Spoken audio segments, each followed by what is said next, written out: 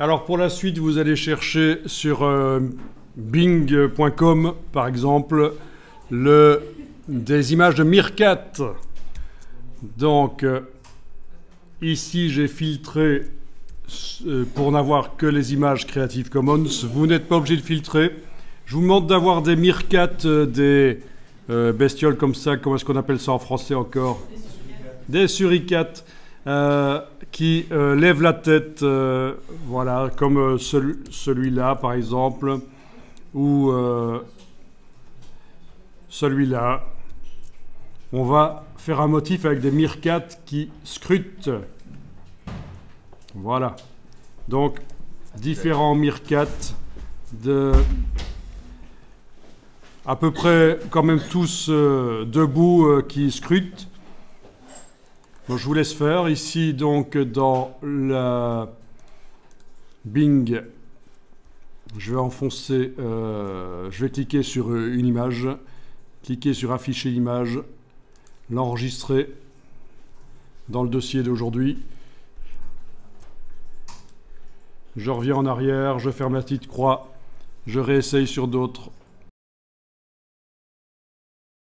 Donc c'est très rapide en fait. Alors prenez-en 5 par exemple.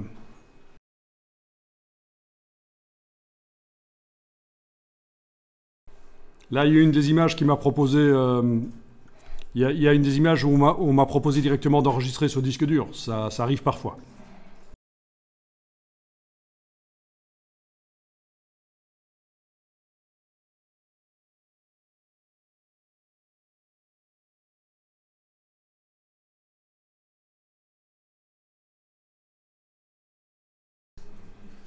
Bon, là, je crois que j'en ai 5. C'est pas très important combien, je veux dire à quel point elles sont nickel, les photos. C'est juste pour faire un exercice. Voilà, j'ai 5 images de suricates. Vous ouvrez les images de Meerkat. Donc, je suis dans le dossier d'aujourd'hui. J'ai un classement par liste. C'est toujours bien les classements par liste. Je peux, grâce à la colonne date de modification, afficher en haut les derniers. Mais dans ce cas-ci, ça risque de poser un problème parce qu'en fait, si, ça va aller. Ça va aller. Oui, ils sont bien là, oui, c'est ça. Ils sont bien là, au-dessus. Clic, Shift-clic. Ah non, clic, Shift-clic, les voilà. Bien, donc je les ouvre dans Photoshop. Ils sont ouverts, ils sont tous là.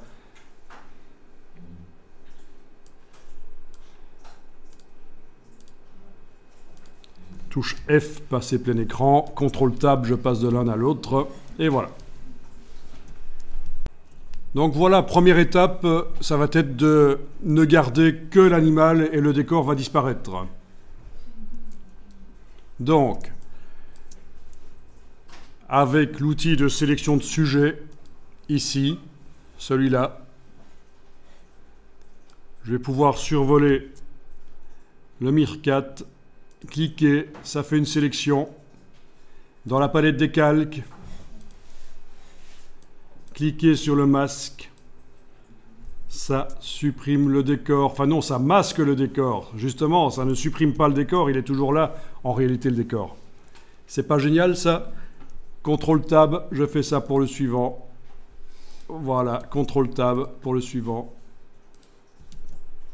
Le suivant. Et le suivant. Et voilà. Qui a dit que c'était compliqué, Photoshop? Pardon? Vous avez de la latence? Ah, ouais. Qu'est-ce qu'il est indiqué quand vous allez dans le menu pomme en haut à gauche sur l'ordinateur à propos de ce Mac? Quel est le type de processeur déjà? La mémoire? Combien? Le processeur s'appelle comment? Puce? C'est un Intel Core i5 de Blocker. Intel Core i5 double cœur. Ouais, c'est pas génial. Mémoire 8 Go, c'est pas génial non plus. Donc on n'est pas sur des bêtes de course, malheureusement. Mais ça va, ça le fait encore, parce que les images ici sont quand même pas encore trop lourdes. C'est quoi ça? Mais c'est quoi ce truc? Il m'a sélectionné le Meerkat avec... Non! Allez, je travaille sur le masque, je vais redessiner en noir à cet endroit-là. Voilà, on n'a rien vu. On n'a rien vu. Ok, ah tiens, là par contre, le masque, il s'est un peu foiré. Donc le masque est activé. Je dessine en blanc. Voilà, faut pas hésiter à dessiner en blanc ou en noir avec le pinceau normal dans le masque pour corriger rapidement une erreur. Ceci dit, les pattes, on ne les verra pas. Parce qu'ils vont être les uns devant les autres, on ne verra que les coups qui sortent avec éventuellement les pattes avant. Donc c'est pas très grave.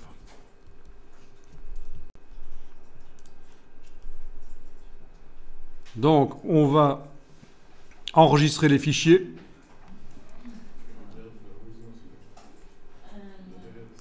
Donc éventuellement, oui, on va pas risquer, on va juste faire commande S sur chacun d'entre eux. Étant donné que nous avons ajouté quelque chose qui est spécifique à Photoshop, dans ce cas-ci un masque de fusion, le format original qui était JPEG ne peut plus être utilisé, parce que JPEG n'intègre pas les calques. C'est pour ça que quand vous faites commande S, fichier enregistré, il vous propose tout de suite d'enregistrer au format Photoshop. Donc enregistrez-le au format Photoshop. Ok, je passe au suivant. Et je ne ferme pas. Hein. Commande S, voilà, je passe au suivant. On garde le même nom de fichier. C'est juste l'extension à la fin qui change. Voilà. Bon, à mon avis, j'ai fait le tour. Là, oui, j'ai fait le tour. Il ne veut plus faire commande S. Enfin, je dirais, en tout cas, il ne propose plus de changer de format de fichier quand je fais commande S. Donc, je les ai tous enregistrés. Voilà. Pour que le boulot ne soit pas perdu quand même. Alors, la sélection des poils n'est pas toujours nickel, mais ça a l'air d'être bien ici. Mais ce sont des choses qui s'améliorent avec le système amélioration du masque. Mais franchement, là, je trouve que Photoshop s'en sort pas mal pour sélectionner les contours complexes. Il faut dire qu'il a quand même eu facile, parce que le décor était en général de la même couleur presque que l'animal. Et donc, s'il foire un peu, ça ne va pas trop se voir. Vous voyez ce que je veux dire? S'il y a du décor qui se voit... Ah tiens, c'est quoi ça? Bon, certainement une feuille ou quelque chose. Non, si je fais touche Shift sur le masque pour voir à quoi ça ressemble. Un caillou! Eh ben, là, il s'est planté, Photoshop. Il a cru que ça faisait partie de l'animal, mais c'est pas grave. Ah oui, parfois, il se plante complètement, mais bon.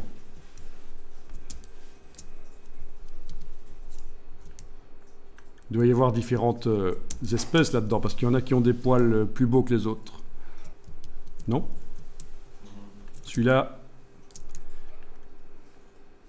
il a un père Meerkat, et peut-être que la maman, c'est un écureuil, je ne sais pas, mais c'est bizarre. Ou un léopard, peut-être. Zarbi. Ok. Alors, arrêtez de dire des bêtises.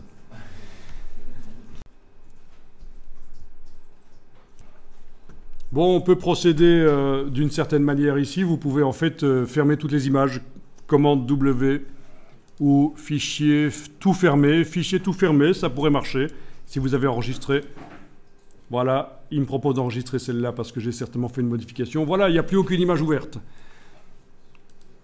Oui, parce qu'on va faire un motif et on pourrait faire le motif de base là, dans Photoshop, une image de départ, et puis déplacer les autres images dedans. Mais ce qu'on va faire ici, c'est qu'on va les importer tant qu'à faire. Pourquoi pas? Ça marche aussi. Elles sont sur le disque dur, on va les importer. Alors dans Photoshop, je vais faire le format de base du motif. Par exemple, 1000 sur 1000. Voilà.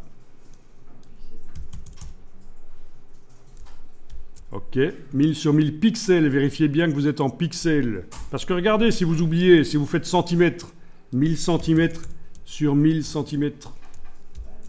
Erreur. Erreur. L'image a quelle taille? Je vais dans Image, taille de l'image, elle a 118 000 pixels sur 118 000. Et c'est là qu'on se plaint que les ordinateurs sont lents. J'ai eu le cas d'un étudiant qui râlait, mais comme c'est pas possible, les ordinateurs sont lents. Et puis quand je vais voir son fichier, c'était monstrueux. Il s'était planté. Donc attention, fichier nouveau. Dans ce cas-ci, on a bien choisi des pixels 1000 sur 1000. Voilà, touche F. Et alors, on va importer. Voilà. C'est un à la fois. Mircat, le premier, là, voilà. Importer.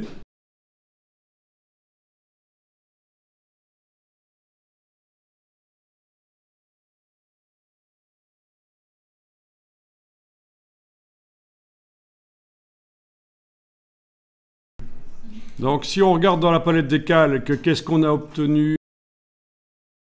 On va tester. On les positionne les uns par rapport aux autres, vous voyez. Et pour boucher l'arrière, on duplique certains, comme je vais le refaire ici.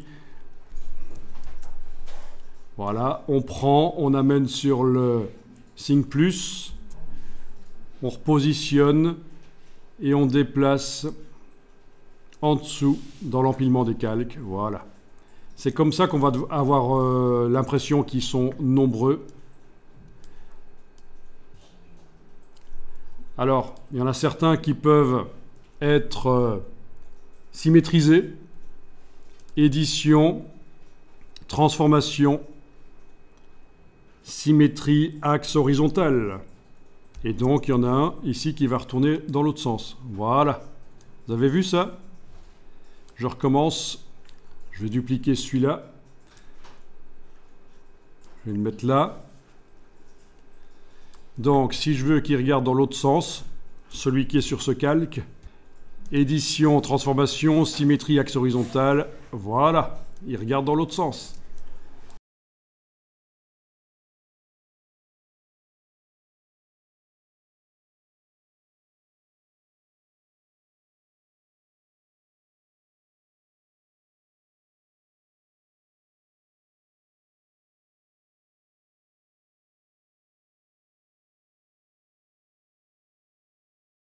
Vous êtes avec vos Mircat dupliqués plusieurs fois et positionnés pour que ça ait l'air d'être une foule. Vous avez zoomé en arrière pour voir autour. Il faut, parce qu'on va maintenant prendre l'outil de recadrage et peut-être agrandir un peu. Alors, outil de recadrage de Photoshop, donc il faut avoir l'option transparent ici. Surtout si vous êtes dans la 2024, parce que dans la 2023, vous n'avez pas le choix de comment vous utilisez l'outil de recadrage, qu'est-ce qu'il ajoute. Mais dans la 2024, il pourrait ajouter, il pourrait inventer quelque chose du décor, mais ce n'est pas ce qu'il nous faut ici, il nous faut de la transparence. Donc, outil de recadrage, et j'ai oublié de dire qu'en n'ayant absolument rien ici, sinon, il faut cliquer sur effacer. Vous allez pouvoir agrandir. Et ce qui nous intéresse, c'est la foule, le dessus, comme ça, voilà. Ça sera notre visuel. C'est pas mal. Ça marche chez vous. On valide. Et voilà. Alors oui, le fond blanc, vous pouvez enlever l'œil en face du calque d'en dessous, en effet. Il fallait que je le dise, et c'est fait. Chez moi, il recouvre le fond blanc, mais chez vous... faites-le de toute façon, enlevez l'œil en face du calque 0. Bon, ben on va tester pour voir ce que ça dit quand on utilise ça dans Adobe Dimension. Sur un packaging, par exemple. Vous enregistrez.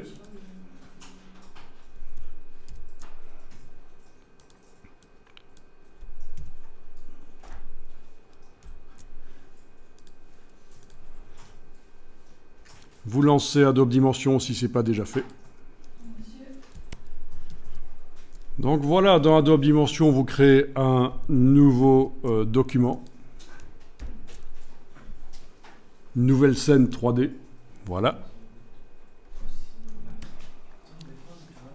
Donc vous sélectionnez par exemple ici en haut à gauche, vous cliquez sur le plus, ressources pour démarrer, vous allez dans la partie modèle et là on va peut-être tester dans un premier temps sur un sac en papier.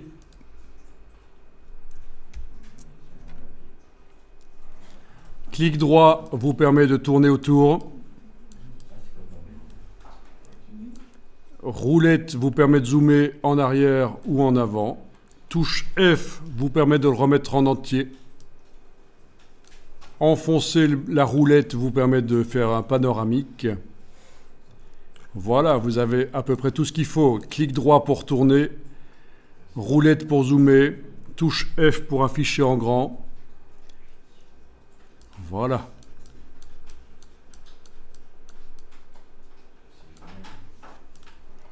Donc c'est pour faire de la simulation de packaging et bien sûr on peut enclencher même le ray tracing ici, mais je ne vous conseille pas si votre ordinateur n'est pas très puissant.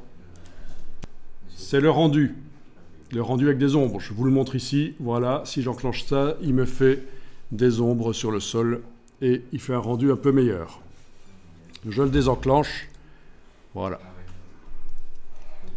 Dans l'éclairage ici, on va peut-être aller directement mettre un éclairage 3 points. Donc, tout au-dessus dans l'éclairage, il faut scroller vers le dessus. Vous avez éclairage 3 points. Voilà. Vous voyez des ombres du coup. Bon, elles sont très simples ici parce que c'est pas rendu encore.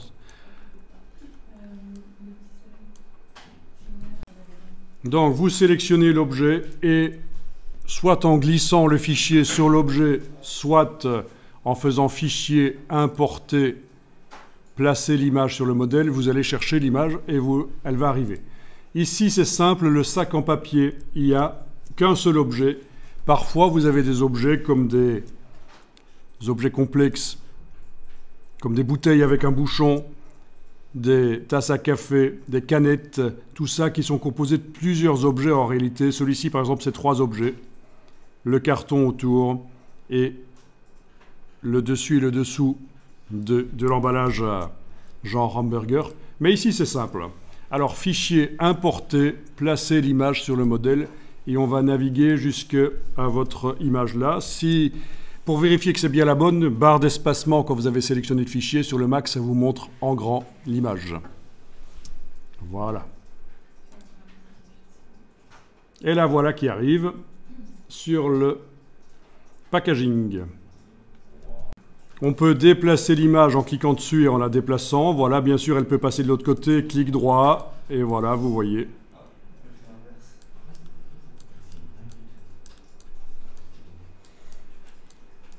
Voilà, on peut agrandir bien sûr en prenant par un des carrés.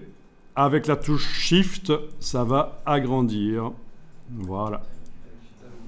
Et donc ceci vous permet de faire des simulations de packaging, ça peut être très sympa.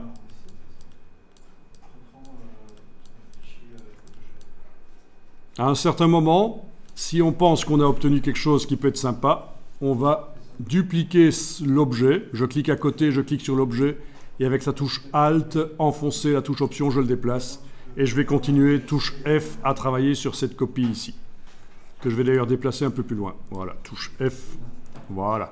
Comme ça, on garde l'autre version pour pouvoir comparer. Ah oui, il passe parfois devant du coup, hein, quand on tourne comme ça. Pas grave. Donc, comme dans tout logiciel Adobe, j'ai déplacé l'objet avec la touche Alt enfoncée et ça a fait une copie de l'objet. Et je continue à travailler sur la copie. C'est juste pour pouvoir comparer. C'est comme quand on travaille dans Illustrator ou Photoshop. On fait des copies du fichier. On ne travaille pas pendant un jour sur le même fichier. Sinon, c'est la cata. Et pour pouvoir comparer les versions, c'est bien ça.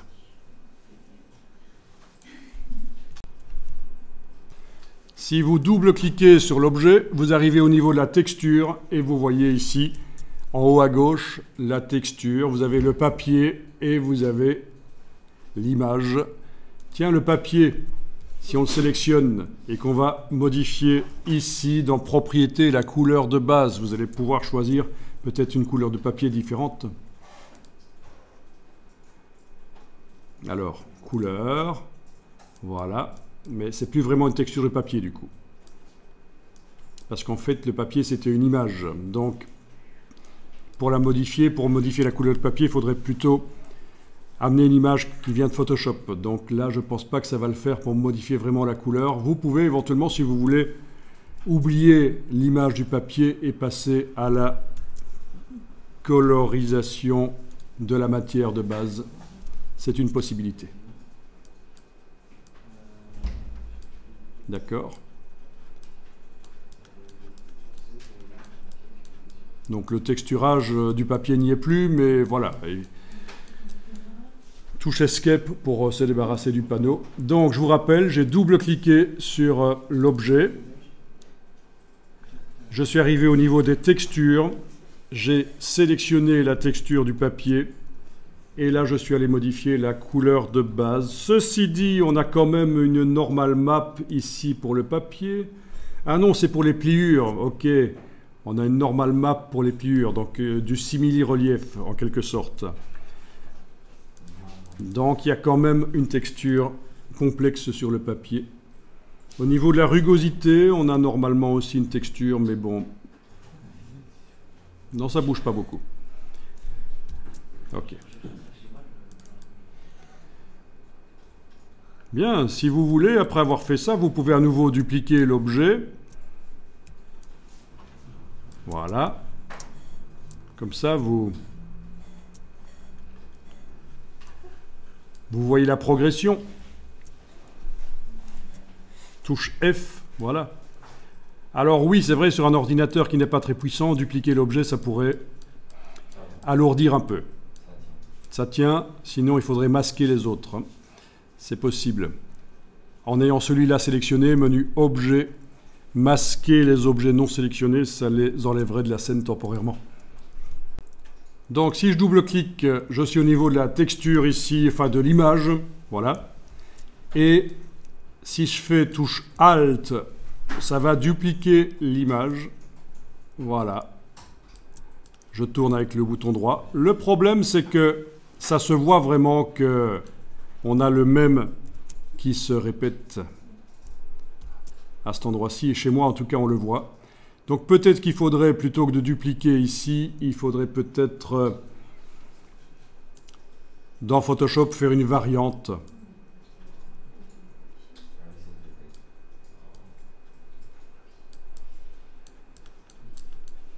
Faire une variante, mais bon, voilà.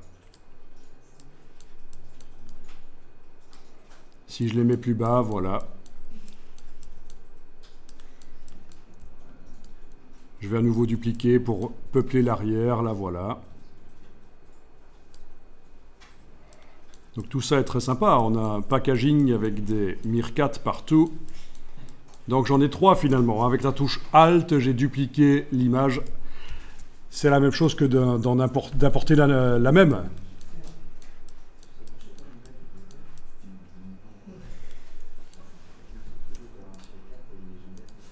Enregistrer le fichier dimension qui va intégrer tout. Je vais appeler ça Meerkat sur sachet -01. Voilà.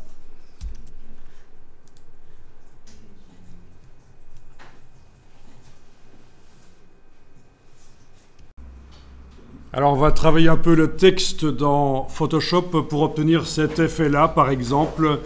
Donc le texte peut être aussi travaillé bien sûr dans Illustrator, mais Photoshop est capable de faire aussi des choses intéressantes sur le texte. Et voilà. Ça peut être bien. On peut même, si on veut, faire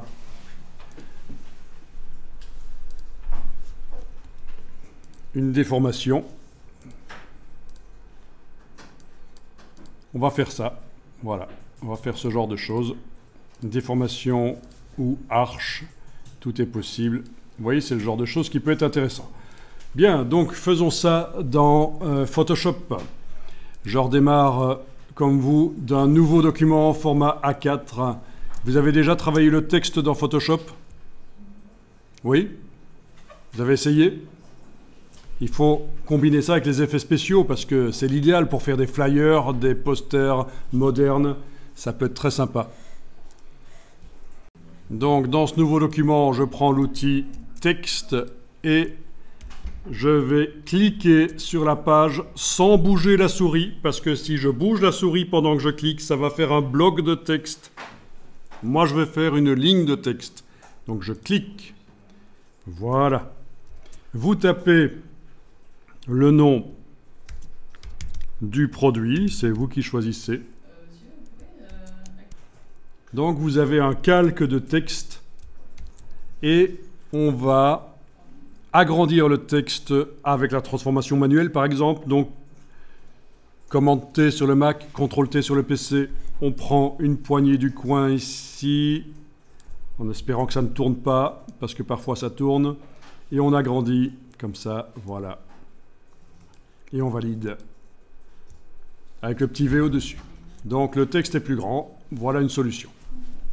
Donc, la typo ici, menu, fenêtre, caractère. Quelle est ma typo? C'est du Bernard. Bernard. Sinon, en ayant le calque activé, je vais aller voyager dans le menu ici. Vous l'avez pas? Ok, mais sinon, d'autres typos peuvent être très intéressantes. Celle-là fait assez ancien, je trouve, assez parfumerie. Pour de la bouffe pour Meerkat, sur i4, ça peut être bien.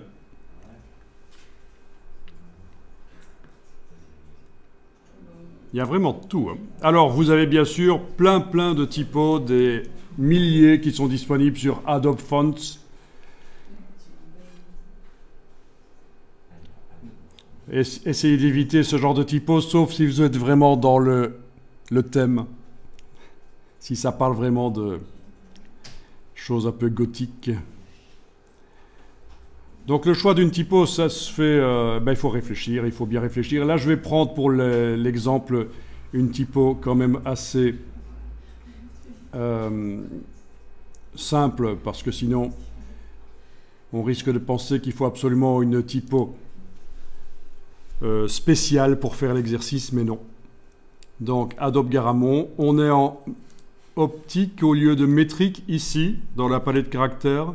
Ça va régler les espacements entre les caractères automatiquement. C'est extrêmement conseillé. Au niveau de l'approche ici, si je positionne le pointeur à côté du chiffre ici, là-dessus, et que j'enfonce et que je bouge, ça modifie. Et on devrait voir ce que ça donne sur le côté, là. Généralement, quand les caractères sont bien espacés, ça fait classieux, ça fait haut de gamme. Mais ça peut donner très bien aussi pour un logotype d'avoir des caractères un peu plus proches. Voilà. Donc, je ne sais pas si vous saviez, mais dans Photoshop, il y a des curseurs cachés. Donc, au lieu de taper quelque chose ici ou d'aller dans le menu foireux, ici, ou alors avec la touche CTRL du PC ou commande du Mac, quand on survole le numéro, ça marche aussi. Voilà. Et avec la touche Alt, c'est plus précis. Donc juste la touche majuscule, c'est de 10 en 10, et avec la touche Alt, c'est plus précis. CTRL Alt sur le PC, commande Alt sur le Mac, voilà. Voilà, c'est pas mal ça.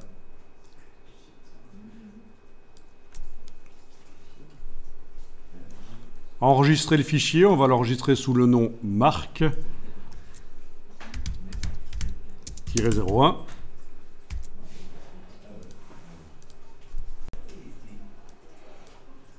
Bien, alors pour faire l'effet qui était montré ici, effet de contour, un contour noir éloigné qui laisse apparaître ce qu'il y a derrière. J'ai mis expressément ici un calque de motif pour que vous voyez derrière ce que ça donne. Voilà. Vous avez jamais touché à ça dans Photoshop? Si? Super. Laissez le texte en noir, c'est pas plus mal dans un premier temps. Donc, on va ajouter ici contour.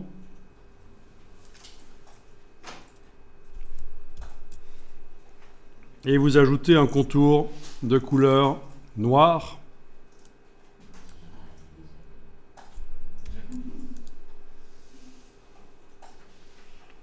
Qui va être à l'extérieur, vous voyez, pourquoi pas. Et la taille du contour, vous pouvez modifier ici.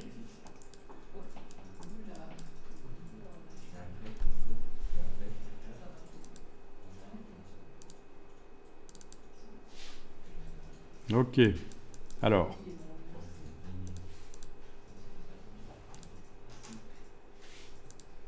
Extérieur. Bon, il n'a pas l'air de bien vouloir fonctionner. Hein. Ah, l'opacité était à 0 chez moi, misère. Ah, qui a fait ça? Quelqu'un a touché? Voilà. Ok, voilà, c'est beaucoup mieux ça. Voilà. L'épaisseur du contour noir. Bien. Alors, pour voir ce qui va se passer, ce serait pas plus mal que l'arrière-plan soit rempli avec une couleur. Donc, j'active l'arrière-plan, Shift, Delete, et je vais aller remplir ça avec une couleur. Voilà, peu importe. Voilà, voilà. Ok, on a une couleur à l'arrière-plan. Donc, je répète, j'ai activé le calque d'arrière-plan, j'ai fait Shift, Delete. C'est le raccourci de édition remplir, et j'ai choisi remplir avec couleur, et dans le sélecteur, là, j'ai choisi la couleur. Voilà. Ok, ok, et voilà. Et on retravaille sur le texte là. Je vais mémoriser ça pour sauvegarder le fichier, je veux dire, pour garder les étapes, et voilà. Évidemment, pendant les explications, j'enregistre plus que je ne le ferai dans un vrai travail de tous les jours, quoi. Voilà.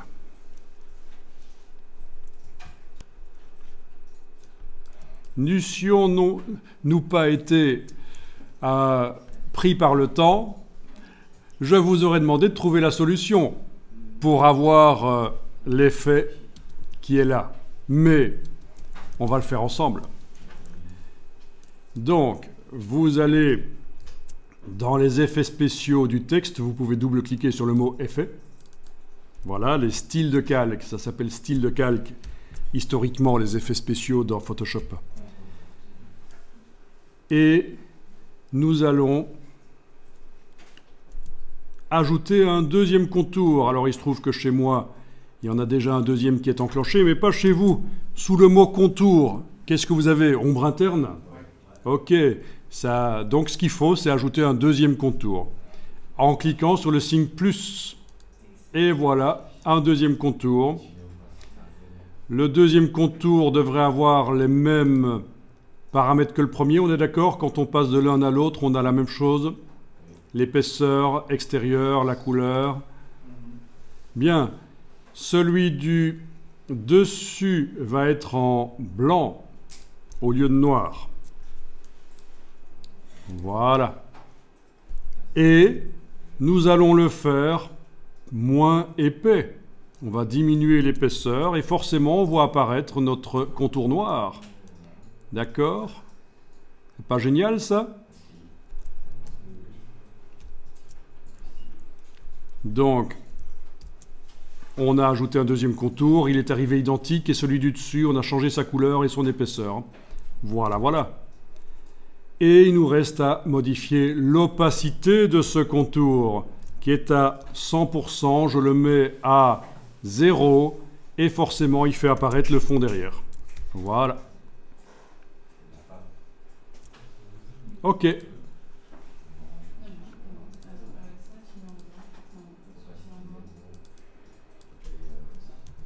Donc en fait on aurait pu mettre autre chose que du blanc, ça aurait fonctionné aussi. Voilà, on va dire que ça c'est bon au niveau du positionnement des caractères les uns par rapport aux autres. Ça n'a pas l'air trop mal. Je suis juste ennuyé, c'est que il y a certains caractères qui collent ensemble et d'autres pas. Ça pourrait être bien ici que je clique avec l'outil texte. Vous n'êtes pas obligé de le faire, je vous montre juste. Et là, je vais aller modifier quand même la couleur de fond derrière parce que ça me paraît quand même très foncé. On ne voit pas bien ce que je fais du coup. Voilà. Donc avec l'outil texte, si je clique entre deux caractères, on a le curseur qui clignote et par la palette menu fenêtre caractères, on peut aller modifier ici le réglage pour que les caractères collent ensemble éventuellement, voilà, pour que ça fasse plus marque. Je clique entre le A et le T, je règle aussi, voilà. Avec la touche Alt, c'est plus lent et précis. Voilà. Donc, vous voyez, c'est juste parce qu'il y en avait certains qui collaient ensemble et d'autres pas. Je me dis, tiens, je vais les faire tous coller ensemble. Comme ça, ça fait bien marque, ça fait bloc. Vous n'êtes pas obligé de faire ça, c'est juste pour vous montrer.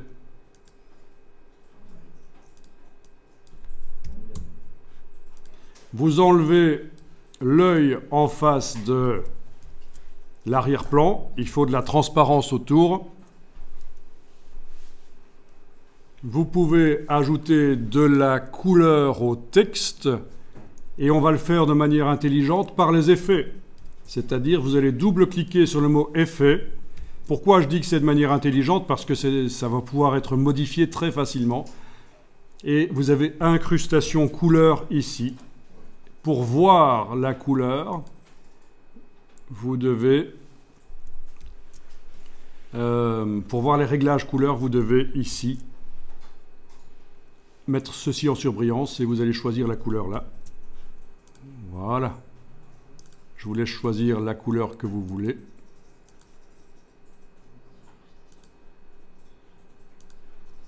Ok. Pour le contour noir, on aurait pu mettre aussi une couleur.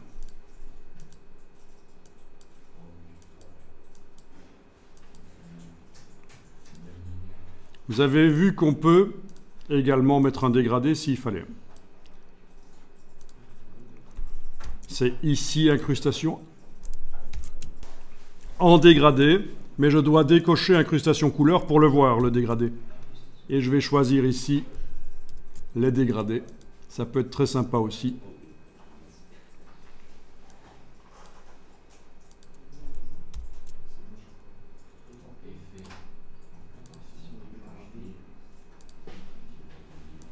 Voilà, avec l'angle du dégradé, le type de dégradé, l'échelle, etc.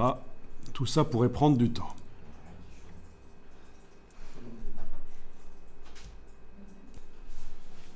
Il n'y a rien qui change chez toi parce que pour voir le dégradé, il faut décocher incrustation couleur.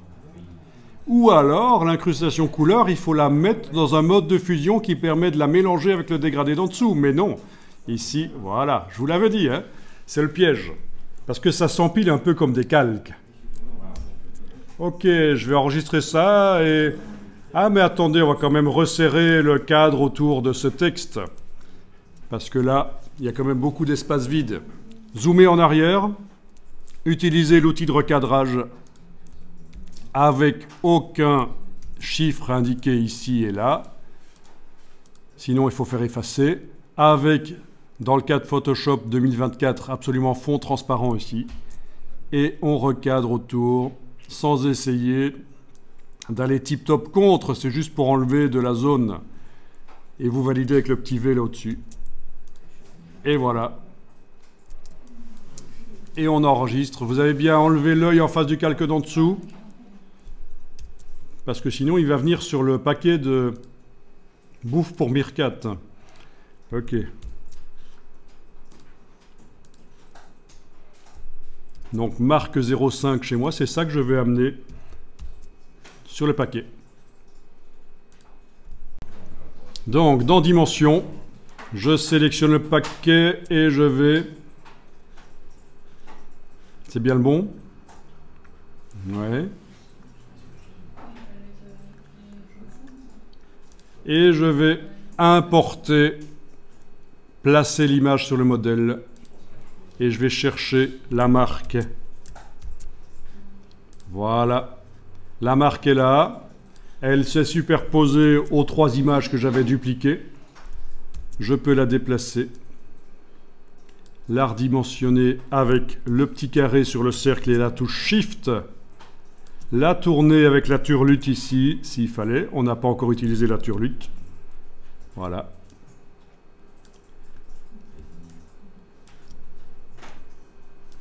Voilà, on pourrait même tourner complètement.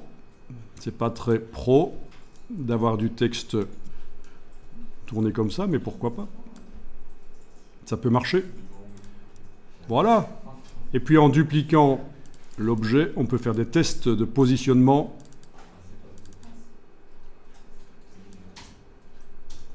Et de dimensionnement.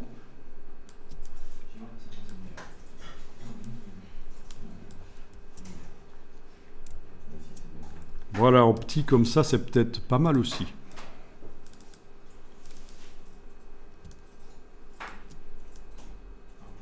Ça fait classieux, rare. Je duplique, je double-clique, je reteste une version plus habituelle de la marque, du positionnement de marque, entre guillemets. Voilà. Bon, vite fait, 3 versions, quoi.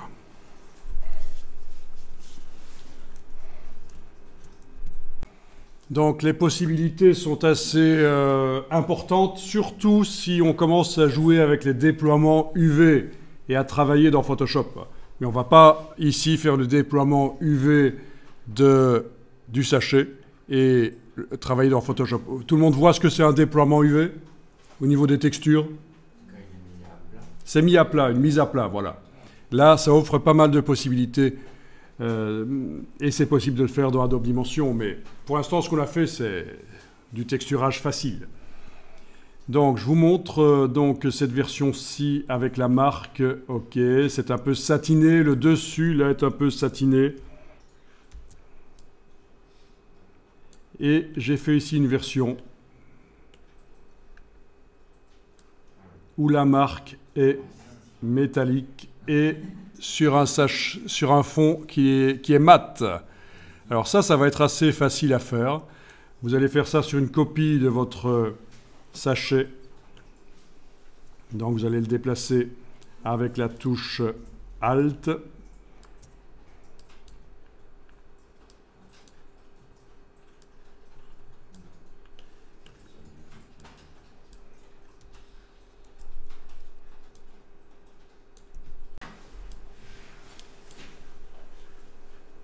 Vous double-cliquez sur le sachet. Vous êtes au niveau des textures. Au niveau du papier, vous allez jouer sur le curseur rugosité. Mais en fait, ce n'est pas possible parce qu'il y a une map de rugosité, mais on va la supprimer. Vous cliquez là-dessus. Et poubelle. Escape pour ne plus avoir le panneau. Voilà. Donc, je double-clique, je suis bien au niveau du papier. La map de rugosité, je l'ai enlevée. La rugosité est à 100% maintenant. Vous voyez, si je la mets à 0, c'est ultra brillant. Si je la mets à 100, c'est ultra mat. Donc c'est ce qu'il nous faut. Du mat. Pour faire le contraste avec le brillant, parce que ça ne sert à rien de mettre la marque en brillant si l'arrière est brillant aussi, c'est foireux. C'est l'idée. En plus, d'un point de vue haptique, c'est-à-dire quand on sent le paquet en main, haptique ça veut dire le toucher, on peut imaginer que ce sera un papier agréable au toucher, qui fera naturel, et c'est ce qu'il faut pour nourrir nos meerkats. Ensuite, on active la marque au-dessus qu'on a placée. Et au niveau de sa rugosité, on va jouer là-dessus. On va diminuer à 0% la rugosité de notre marque. On a déjà un effet de brillance, comme si c'était un vernis. Mais si en plus vous augmentez le curseur métallique, vous avez vraiment cet effet métallique. Et voilà. Et l'effet métallique avec de la rugosité un peu plus. Ouais, il faut vraiment trouver le dosage. Si vous voulez que ce soit un peu plus naturel, le dosage entre les deux.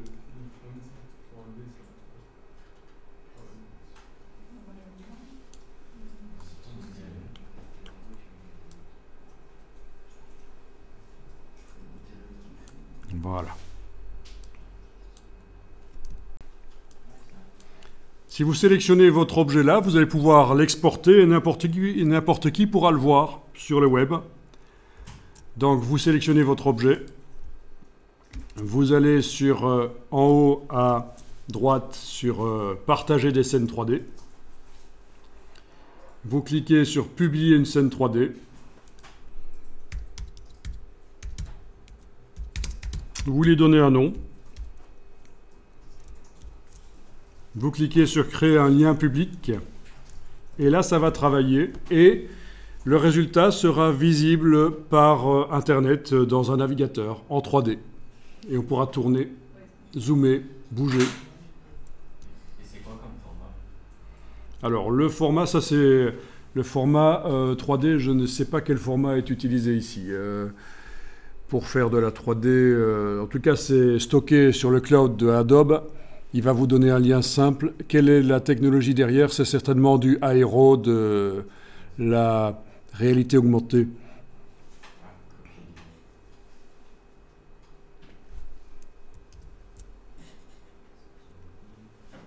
Ça fait 5 mégas. C'est quand même un peu lourd, mais bon.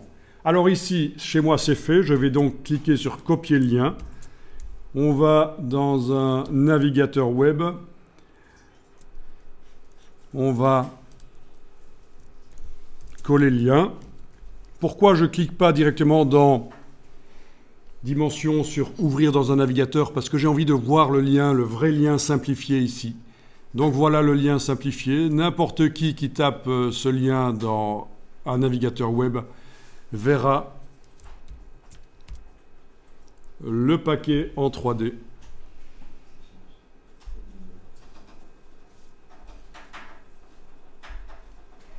Le voilà. Ah, j'ai oublié d'enlever les autres. C'est dommage. Il faudrait que je republie parce qu'il y a les autres qui sont là.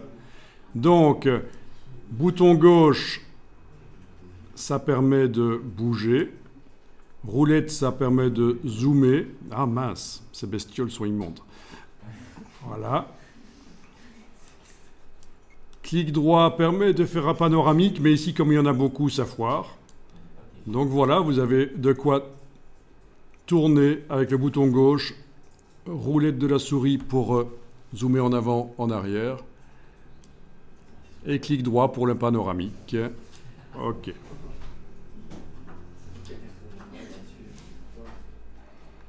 Donc il eût fallu que j'enlève l'œil en face des autres objets avant d'exporter, parce qu'en fait ce n'est pas que la sélection.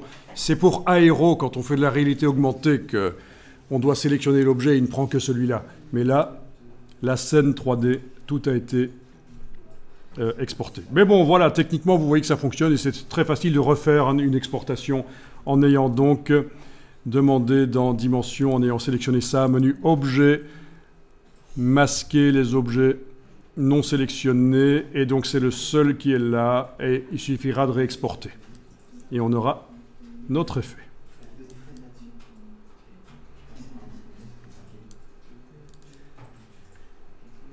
Les images aussi ont un degré de rugosité qui peut être réglé.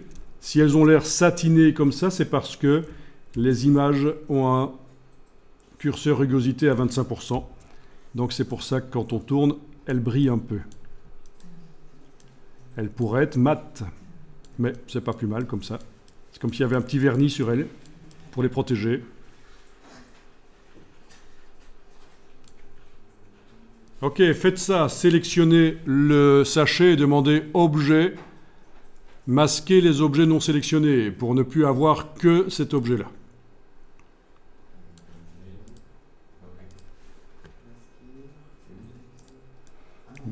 Masquer les objets non sélectionnés. Alors ici, dans un navigateur web, j'ai juste tapé ici Tabletop et je suis dans Bing et j'ai filtré pour les licences Creative Commons. Mais vous n'êtes pas obligé. Vous allez chercher en fait un dessus de table sur lequel on va pouvoir poser notre objet. Donc on va dire que c'est un gros paquet de 5 ou de 15 kg de nourriture pour Meerkat. Et je vais aller poser ça sur une table.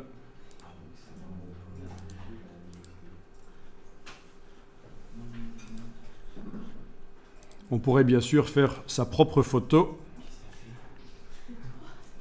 Essayez de trouver une table dont on voit quand même les bords, parce que sinon, il ne va pas trouver facilement la perspective. Vous devrez lui indiquer comment poser l'objet sur le sol, enfin sur la surface de la table. Mais nous ici, l'idée c'est d'arriver à poser l'objet.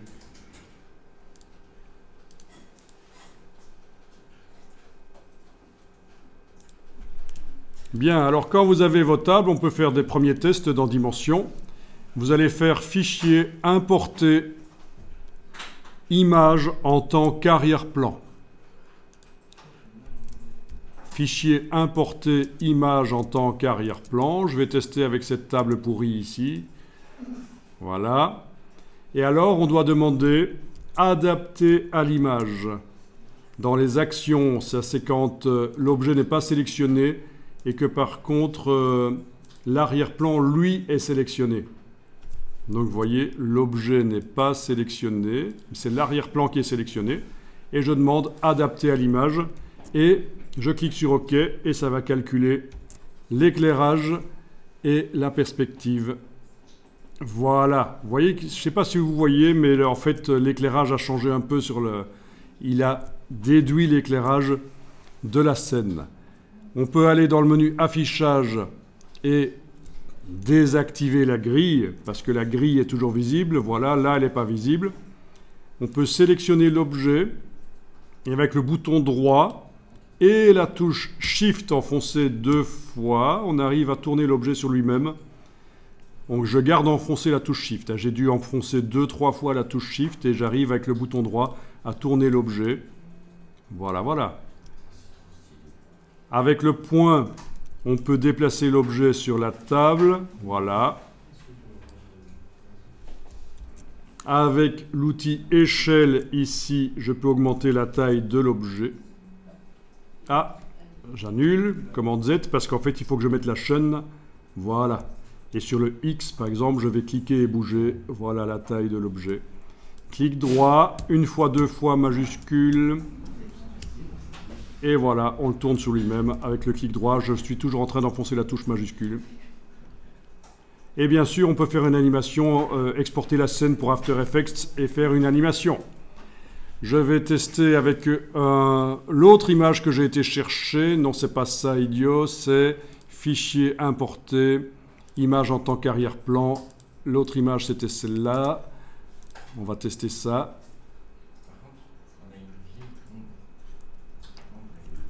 Adapter à l'image, je vais cliquer. OK. Ah, il n'a pas trouvé la perspective, là. Et ça, c'est l'IA. Il y a de l'IA dedans pour trouver la perspective. Là, je suis obligé, avec la touche, avec le bouton droit de la souris, de trouver l'angle pour poser sur la table, manuellement.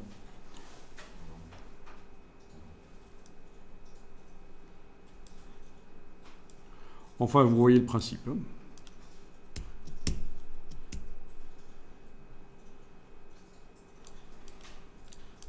Il faut trouver les bonnes photos et vous pouvez simuler l'implantation de l'objet dans...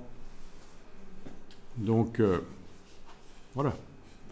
Ce n'est pas la meilleure photo ici, je pense, ce n'est pas l'idéal.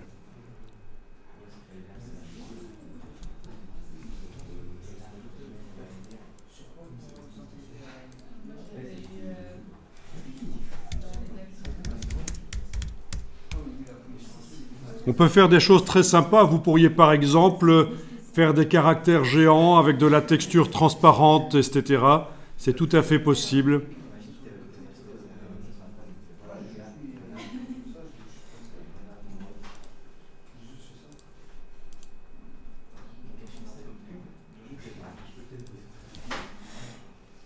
Donc au niveau créatif, au niveau, je veux dire, artistique, on peut faire des choses. Vous pouvez faire comme si les gens étaient à côté de caractères géants. Vous voyez comme on voit parfois dans les villes, on se photographie à côté du nom de la ville, écrit en grand, mais vous pourriez écrire votre prénom et puis vous avez quelqu'un qui est à côté.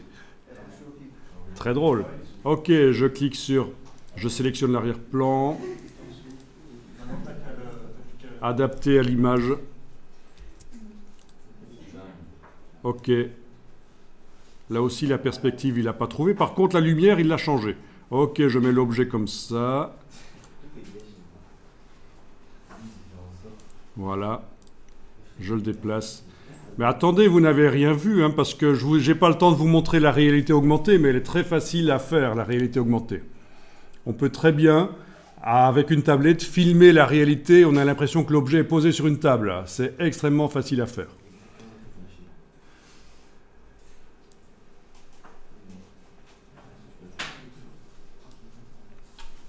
Bien. Ah oui, puis on a le rendu. On peut simuler des reflets, bien sûr. On a le rendu haut de gamme, haute qualité. On ne l'a pas encore vu, c'est l'option rendu ici. Mais il faut d'abord changer le canevas parce que ça vous fera une image de 1024 sur 685. Mais on peut vraiment aller jusqu'au 8K, 16K, il n'y a pas de problème. Voilà. Ça, c'est le preview. Bon, ben, enregistrez les fichiers que vous avez faits.